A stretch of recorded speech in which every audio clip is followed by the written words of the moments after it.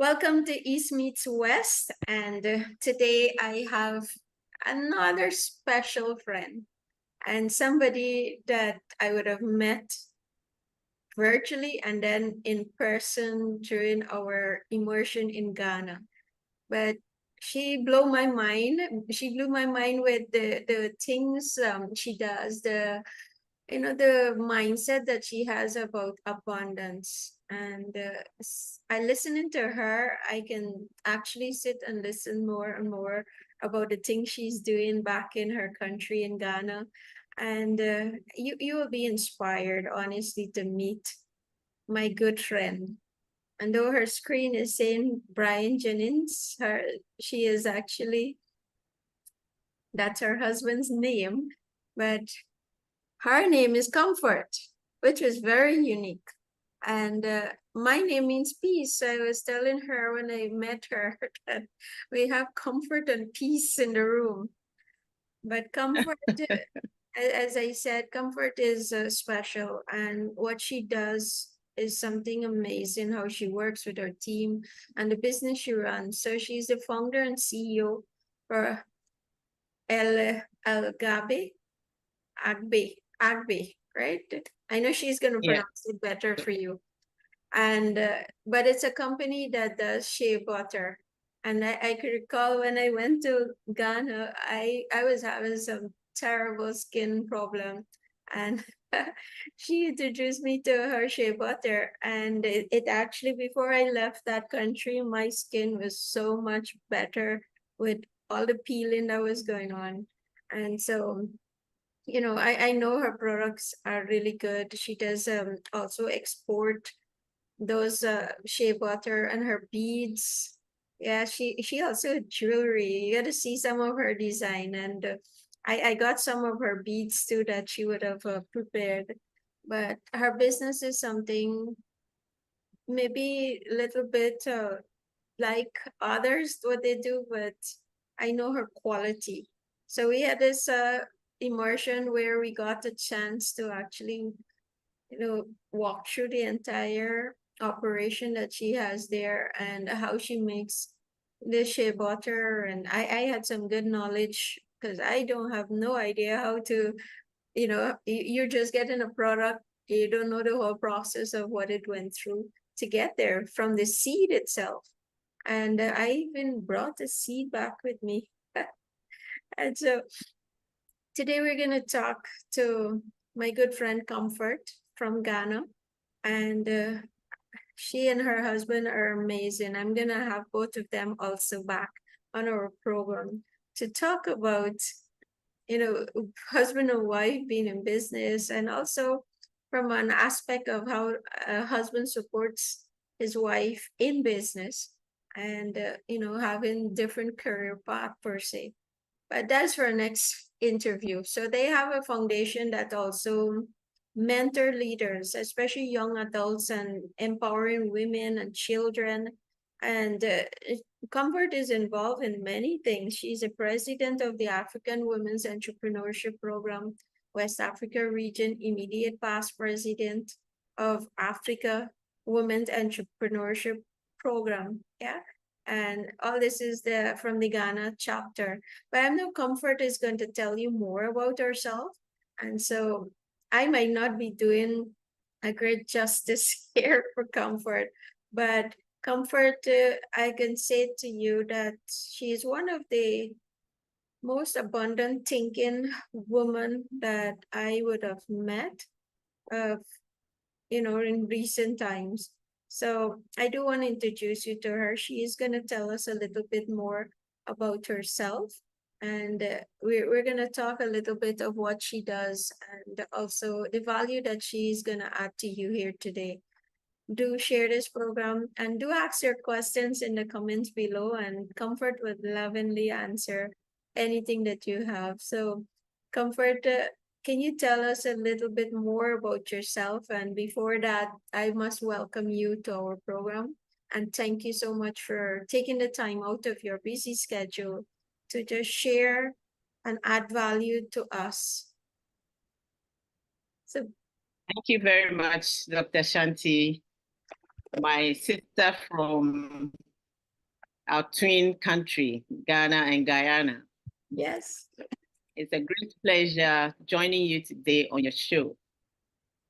Viewers, my name is Comfort Adjahoe-Jennings. I am the founder and CEO of 𝐻𝐳 Company Limited. 𝐻𝐳 means God is alive. This company was founded in Ghana, 1993.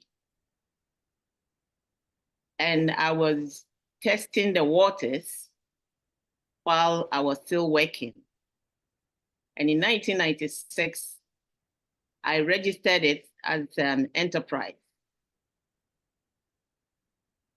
And 1998, when I realized that I can be able to stand on my own, so I resigned from my regular work and give a full attention to the business. And so I was doing bead jewelry, which I was encouraged by a mentor who did not see me as a competitor, encouraged me to register my own business. So I keep following this idea until I registered the business. As I was participating in different exhibitions, bazaars, teaching in schools, and people get interested in what I'm doing. So from time to time, I keep adding other things, any other things that people ask. I look for it. If it goes well, it's an addition to the product. And in 1999, I got another mentor who was very interested in what I was doing, the bead jewelry. And they were going to have African exhibition in Japan. So he asked me to give him samples, and he put my samples in his suitcase. And so before they came back, I've got somebody who was interested in my beads. And this person was a Ghanaian based in Japan, who was also just started teaching in Japan, the children. And getting in contact with my bead, he called me, and that introduced him to teaching Ghanaian culture in Japanese schools. This led to different items from Ghana that can represent the country, the culture, to sell the culture of the country to the Japanese curriculum. So we ended up selling, shipping different musical instruments, different crafts, baskets, and the beads. And the first thing we did was we filled a 40-footer container of these different items into Japan. That was the beginning of my exports, right after a year from my regular job. And so in the year 2000, 2001, 2003, I joined another exports company. I think that company was where I met my first mentor who actually taught me the bead jewelry. So I joined them now as an exporter. They export to US. So I joined the crafts, mask, drums, and any other thing that they want to buy to the US. And then my second mentor who took my products to Japan sent me somebody who is looking for a shea butter in a particular wooden box. And this person came, we gave him the samples, he left, but he never came back. After a year, I was just entering the shop, and then I saw this sample on my desk. So I called my mentor and I said, "Sir, this customer never returned. Is it possible that I can if I package this shea butter very well and give it a name, this will convince Ghanaians to buy, because even though we have shea butter, people don't really use it. So, and he agreed. So for me, if I start something, I don't want to be stopped. So I went straight to the standard board, those who will not disturb me from the market, to give me the procedure to be in compliance. And that was what I did. So I packaged it. And then a year after, I read about it that it's called Women's Gold. And I'm like, wow.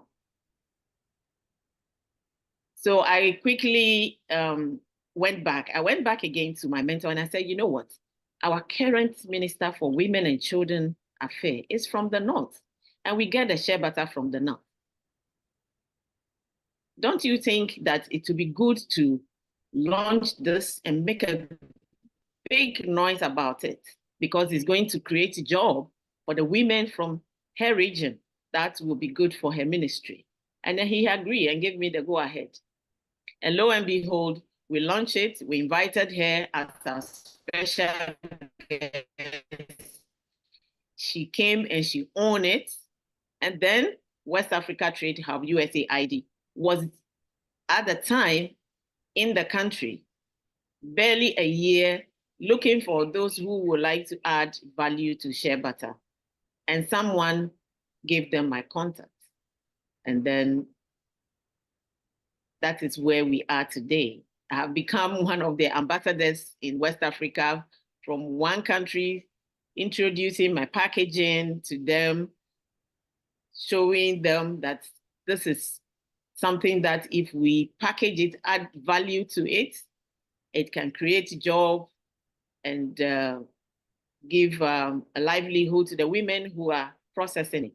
And so that is a brief about my journey of the business. Awesome. And Yeah. I know there are so many people out there that have similar stories of, where they started and now where they are, Yeah. and all of that. Yeah. I saw your packaging too. It's really, high quality and professional in every aspect of how it is being put. I'm going to actually post in our comment some pictures of Comfort's products so that you can have an idea what we're talking about here. And so you got a little rundown there of Comfort and her business and what she does, right? So I'm gonna ask Comfort to share though on some aspect, being a businesswoman and the mindset, that she has. And I recall that, during our tour of her facility, we had a good sit down and a Q&A with her. And she was sharing how, bringing together the women and teaching them and, helping equip them to also do the same. And I know that many women, maybe males too, but when you're in business and you have the same thing doing like someone else, we have this scarcity mindset that we should not teach others or else they're gonna do better or whatever it is. I call it a scarcity mindset. But that is not something I see in Comfort. She was so abundant in what she does. And so, what Comfort for you, right? What would you say that caused you to want to help those other women, despite there were competition to you? What is your thought process when you were doing that? Well, as a Christian, one thing I learned is that we are created for each other. And we are commanded to love our neighbors as ourselves. And giving back to society is something that I can say my first mentor who taught me bead jewelry puts in me.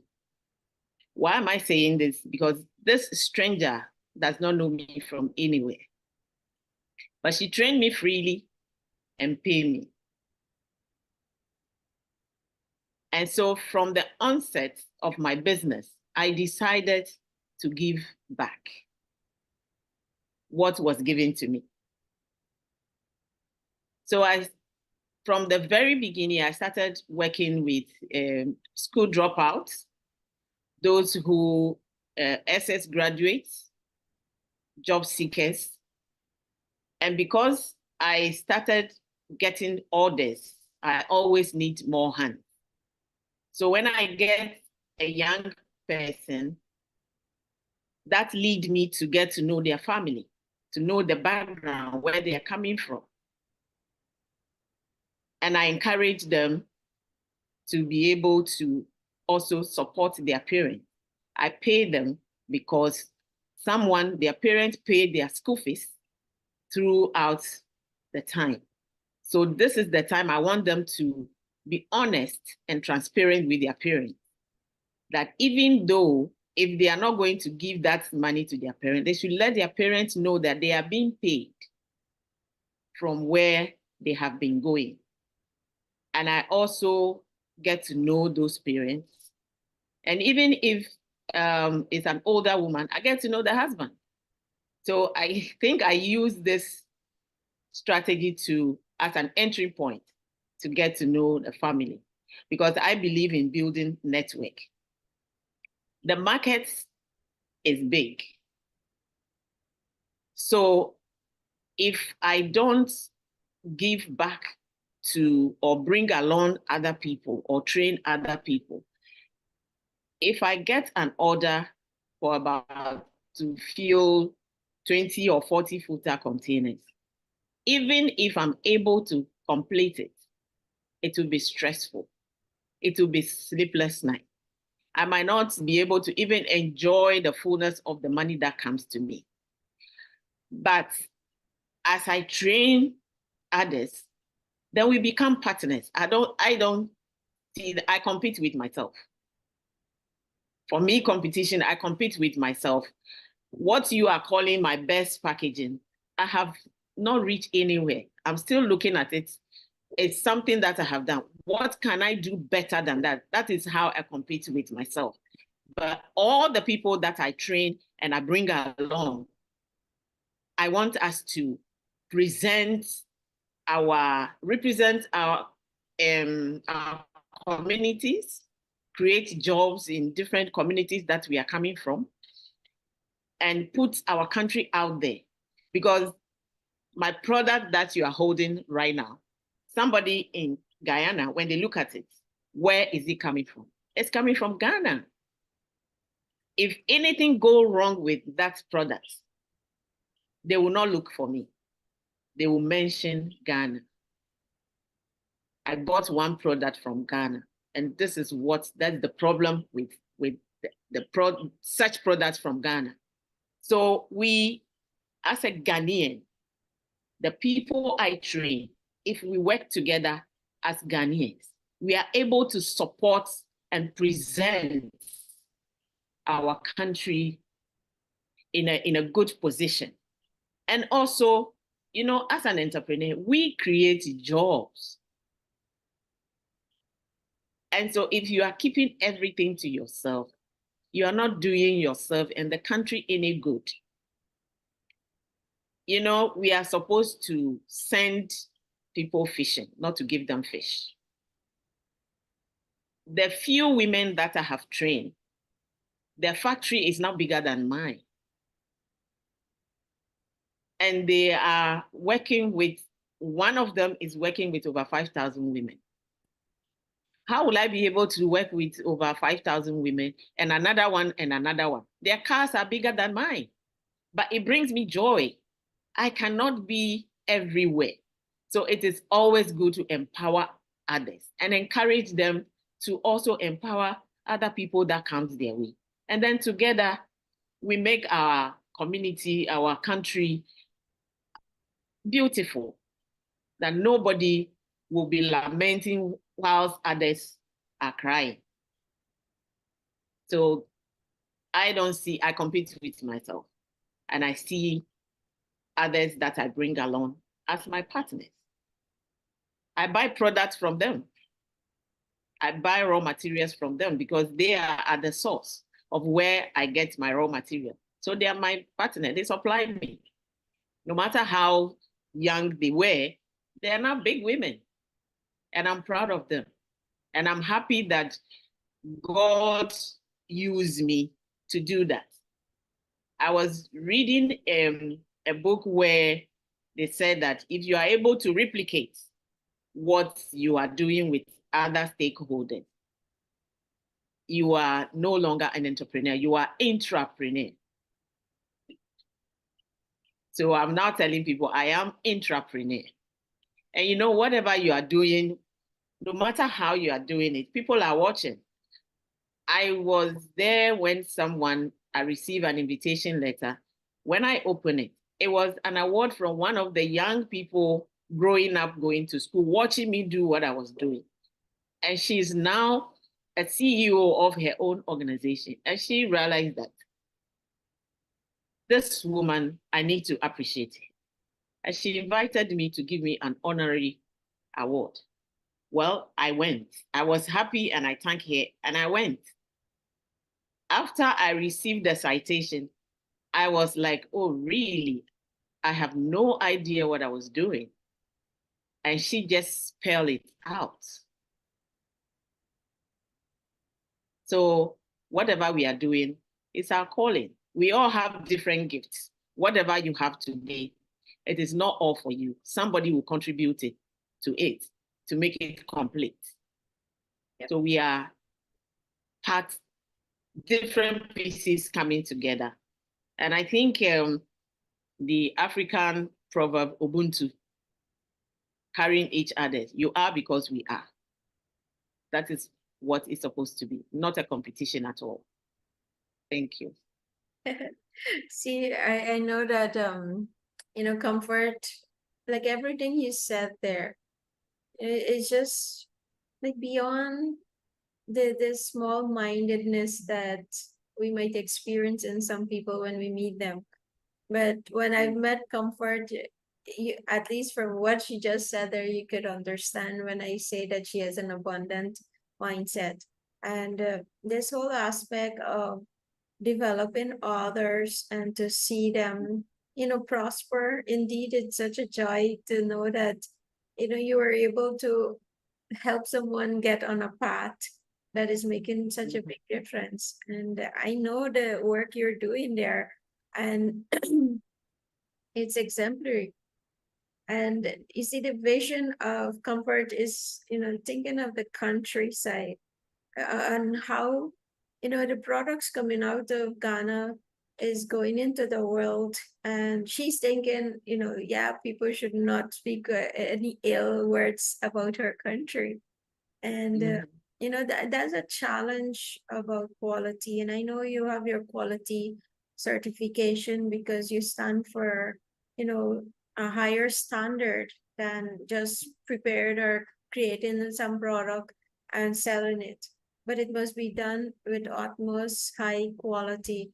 And that is something that I think all of us is, how do we challenge ourselves despite what kind of business we might be in, or whatever we might whether it's a service or a product, that how do you keep improving it? And I love that what you said, Comfort, that you're competing with yourself in how can you get better every day, looking how can this improve. And that's a mindset that I find rare, in many people that I speak to, not only in my country, Guyana, but in many places, that people are not looking at, okay, how can I improve what I'm doing, improve myself, improve whatever, the job or whatever you're doing, that how can I make it better? How can I constantly looking for opportunities that this can be improved?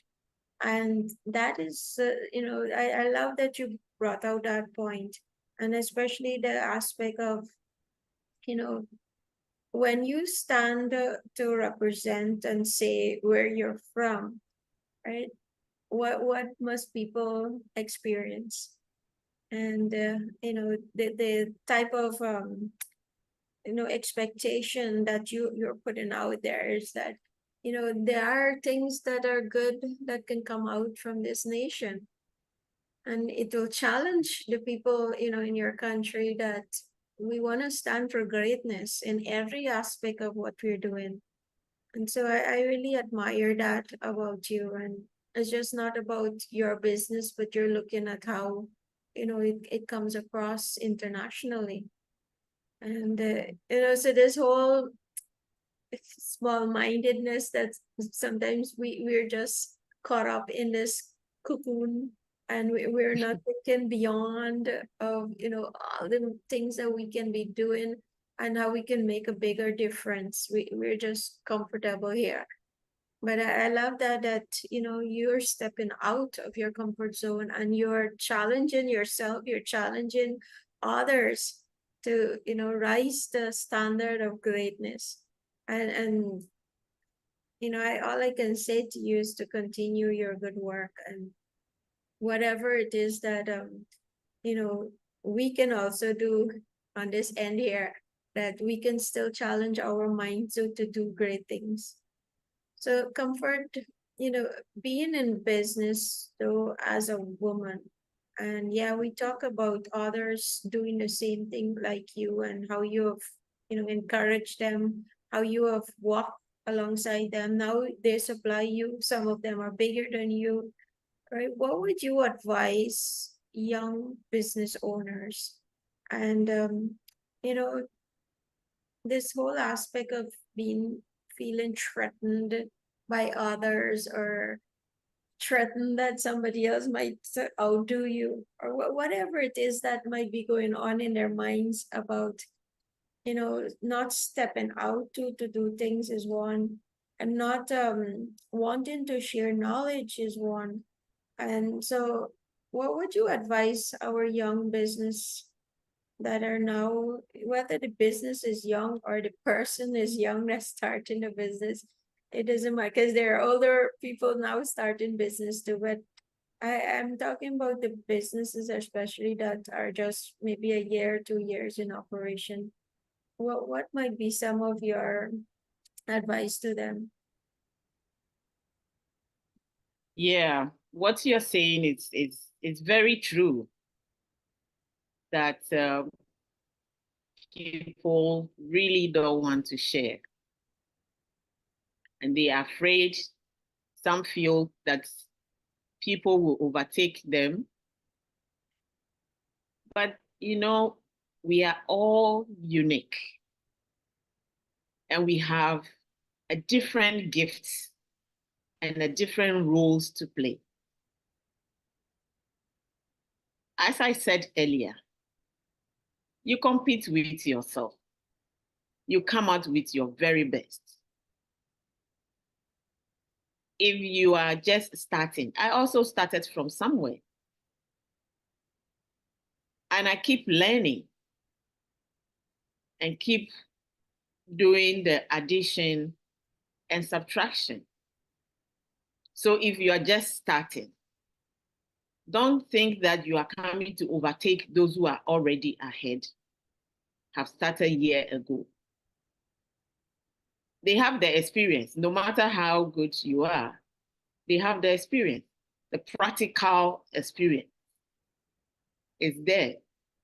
There are things that would happen where the young ones might be afraid. This experienced ones might have gone through several times. They have gotten ground in these challenges.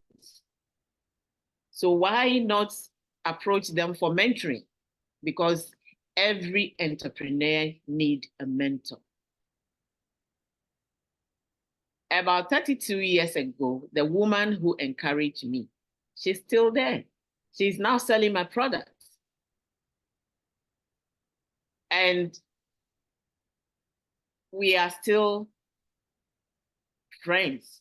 She said I shouldn't call her madam We are colleagues. That's the way it should be. So they should rather get a mentor and humble themselves, because those who started ahead of them are not going to be there forever. So they should be able to tap into their experiences, learn from it, and continue from where they will live someday, somewhere. We have a slogan to say that engage, inspire, lead, and be the change you want to see. So we must all hold each other's hand and be able to be willing and open to learn. You learn as you grow. So you are not coming to, no matter how quickly your business, your small business, now there are so many grants around, unlike when we started. No matter how much you are able to get, there is still something you need to learn from those who are ahead of you.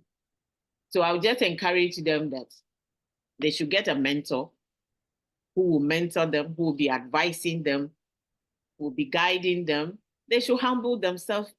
Nobody knows it all. Even that mentor does not know it all. It's a knowledge sharing. So whoever you think you are mentoring, you are also being mentored in the opposite. So we open as people who want to learn, who want to share ideas, whilst we mentor. Because definitely your mentee is also mentoring you from the other side. So they should just take it easy.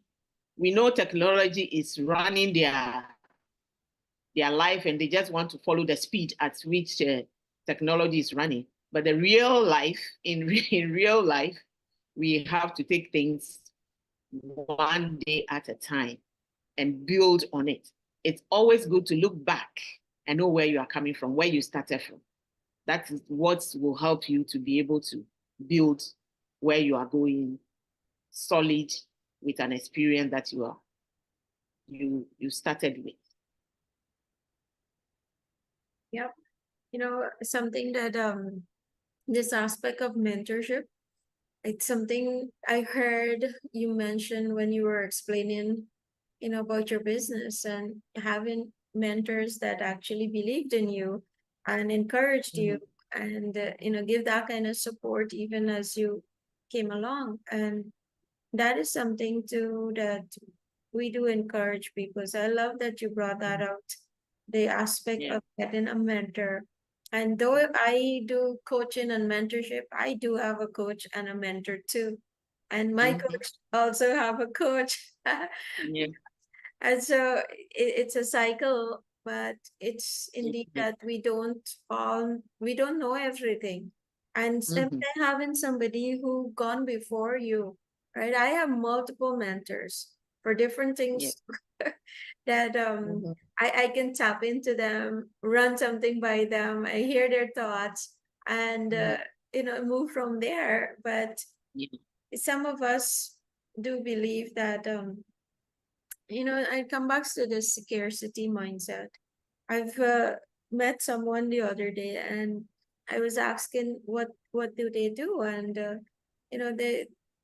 they said that they wanted to start this particular business, but they don't want to like people to know about it in a sense because others steal their ideas or their proposals and all of that, and then put it into implement it. And so this whole aspect of scarcity that also I found that not maybe in I'm not sure in your country, but to some extent it comes out here that okay, if I have a mentor, that person is gonna steal my ideas, when I share. Yeah.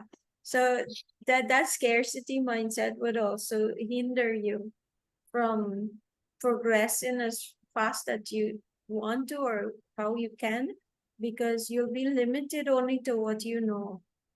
But it's important to have a mentor that believes in you, that can add value to you, that is pushing you to different heights, and Mhm. find that person and keep, working Yeah. along as you keep building your Mhm. business, or even building your life, or whatever it is that you're doing.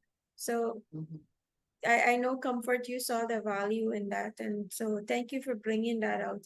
My last Thank question, though, that I want us to cover on, yes, it's a business you're running, and you have people, you share that you employ others and you teach them and all of that. What might be one of your greatest challenge that you had with your team, or have you. presently, and maybe what are some of the things you're doing with them to combat this kind of hurdles? Yes. So a workplace is where we spend most of our lives. And so, first of all, it's the employer's responsibility to create that enabling environment for their staffs. When they find that environment, then you again have a responsibility to be having one-on-one with them as you keep an eye on their behaviors, different behaviors. And then you have to engage them. You have to be interacting with them. You have to be drawing their attention to those behaviors, the consequences that it will have on their life. And so I do that one-on-one a lot. And I also share anything that encourages. And then we also have different meetings. We always have meetings every week or every other week. What I discuss with someone one-on-one, I will not bring it to a meeting, but we share about different behaviors, a workplace cooperation, communication, transparency at the workplace, how we can relate to each other. In my office, we call ourselves Team 𝐿𝐴gbẹ. So we are a team. So if we are happens to be a football team and somebody decided not to share, we would never score a goal. So everybody must play their role. And we do a lot of multitasking. And we support each other. If this person is not there, another person can just jump into their role and do what needed to be done. In the end, we are looking at a result. As you said about our certification, if one person gets an NC, it affects all of us. So you can't say that you have done your part, and if the other person is not doing their part, it is not your problem. It is our problem. So you have to draw that person's attention to what is going wrong. And I shared something from one of my studies that Dennis Baki shared in his book, that all employees are managers and all managers are employees. All are stewards. I printed that, pasted it on our entrance at our working areas. And this was a spark. My marketing manager went somewhere and there was a conversation. He said, you know what? In my office, I am a manager. Don't see me as an employee. I am a manager in my organization. That encourages her so much that even someone was telling her that, oh, how much do they pay you? I can pay you more than that, and all this. It's okay. I have two questions to ask you. Do you listen to your workers? Do you take advice from them? do you interact with them? He said the person was looking at her. He said, well, no matter how much you want to pay me, where I am coming from, my boss listened to me because she is also an employee. So we share ideas. We sit down and discuss and have discussion. And that makes me a manager in whichever area I'm operating, whatever role I'm playing. And so there are little things that we can use to encourage these people. If there's a training outside, you send them to go. One of them who came from a very low background, I was invited to a training workshop outside. I sent him to go. And when he came back, I know the experience that he will get. And he came back and I said, so how was it? He said, I have a whole room to myself that I have never experienced in my life before. I have a whole room, a whole bed, and everything is like, wow. So those little, giving them the exposure, giving them the chance to see something, a future, a light that they might be expecting.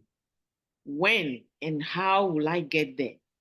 To have the test of the future, I want to say. There's a better place than where they are at the moment. I used to say that sometimes when I see the transformation, I was like, when we get a new people, I said, let's take a picture. I said, no, just leave it. We are doing what we are doing because we have to do it. So whether the person came, no matter how they came and the transformation, let them experience it. Don't show them the before and after picture. It's an impact. The thing is, they cannot tell their true life story without mentioning being part of your life. So it's good to see, create that enabling environment and let them have that sense of belonging. So that is what we do. We share everything. We learn together. They bring their ideas on board. We've been going through a lot of, is our life, somebody was telling me, it's like your life is full of auditing. Little did I know that each one of them is being challenged. Last week, my IT guy who was working on my website just came and said, I've gotten someone to audit the website, the work he has done so far. And he realized that there's a huge gap, that he's not doing well at all. I said, why did you do that? He said, we have been going through audit. So that means whatever you are doing, you need a third eye to tell you whether you are on the right path or not. So he's putting the IT team together. He said, you know what, let's share responsibility. I'll hold here, you hold here, and hold there so that we can quickly close the gap. It has become gradually building a lifestyle of a team player and being responsible.